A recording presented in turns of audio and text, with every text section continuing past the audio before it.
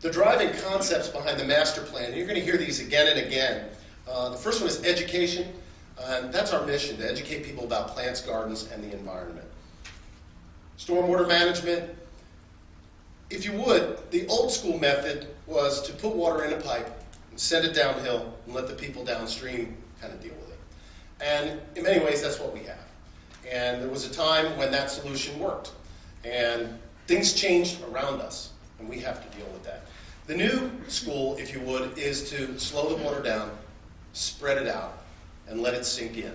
To the degree, any degree that you can do any of those three things is a good thing. And we throw on the end, reuse it if we can. We know we have a water crisis sometimes here, so we want to reuse it if we can. The third thing is sustainability. Sustainability through dealing with our visitors. Accessibility in the gardens is an issue. We want every visitor to be welcome. We want everybody who comes here to be welcome, and we want every visit to be more memorable.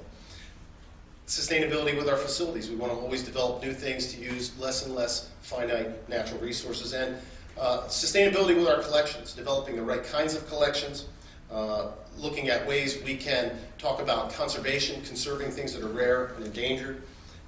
We'll always experiment, but we are looking more and more for, and always for, the right plant in the right place. Let's talk a little bit about the design team.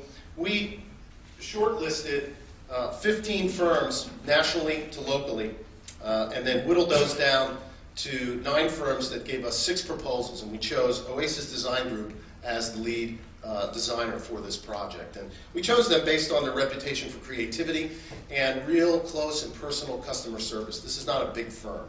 This is a small firm, and as such, we get a lot of attention. And that works well for us. Not that I'm high maintenance, but the stormwater consultants that Oasis brought to the table, and this was a big part of our master plan, so they went out and they found arguably the best company in the country. These are engineers, biohabitats, who take a restoration approach to their engineering. So this was very important to us because we knew we didn't want old school, we knew we wanted new school. So these are people who really have their act together. And as I said, their approach is a restorative approach. We also, we used a local surveying team of Hatmach McDonald. They were great, really helped us pull together the world of documents that we have, none of which are digital. So that was a big investment, getting all our documents digital.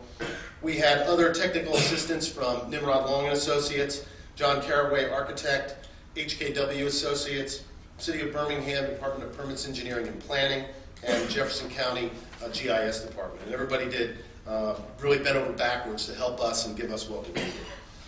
One of the first things we did, we had a kickoff meeting in January, but after that we decided to hold a sustainability workshop. And we had a full-day sustainability workshop that involved staff, it involved the board, representatives from affiliated user groups and local organizations, as well as City of Birmingham representatives. And this was to really begin to explore how through programming, how through operations, and how through our garden design, we could explore and achieve greater sustainability in everything we do.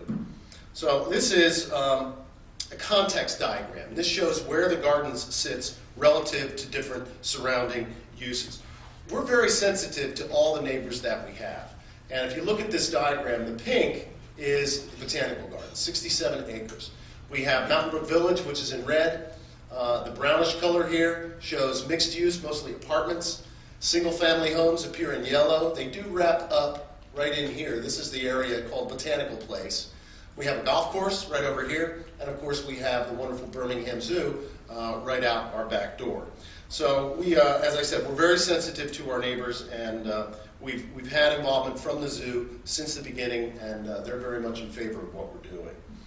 The sheet you have in front of you is the Garden Opportunities diagram, and tonight these are the areas we're going to be focusing on. There are really 3 different major areas, but first I want to tell you that most of the gardens is not going to change.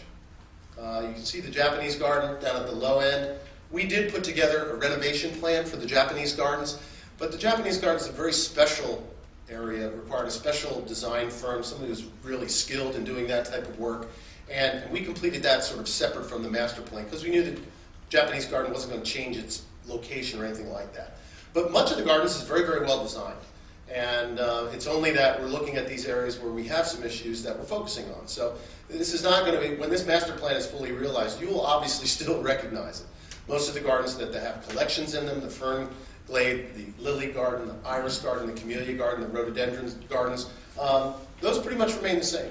So we're not trying to throw away the past, we're trying to build on the past. And I think this master plan really achieves that. So just very quickly, that's the area called the bog gardens, and that's the entrance. That kind of falls into one area where we have major problems with stormwater. So stormwater in these areas is really the issue. Second area is the parking lot and the Blunt Plaza, which is that linear area that goes and brings you up through the gardens. Here, utility, what we're able to do with these spaces is really the issue, but water, again, is a problem.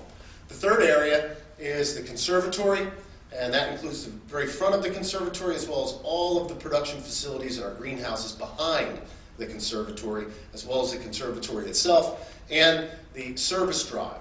Here, the age of the facilities is the problem, but utility is an issue, and again, water is an issue. So water is going to weave its way throughout this theme.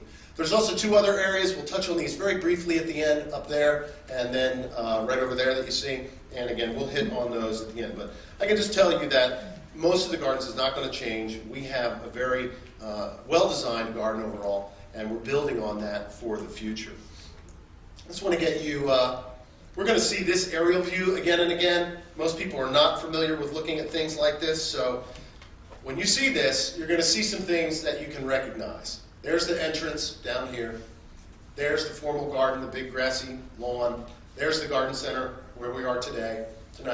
The Barber, Alabama Woodlands is a fairly large area over there. Japanese Gardens is off the screen here. You have the formal rose garden right there. You have the conservatory right there. And the Call Wildflower Garden is up in that area. You'll see these three dots, these red dots, on pretty much every slide we look at tonight, so you'll be able to locate yourself.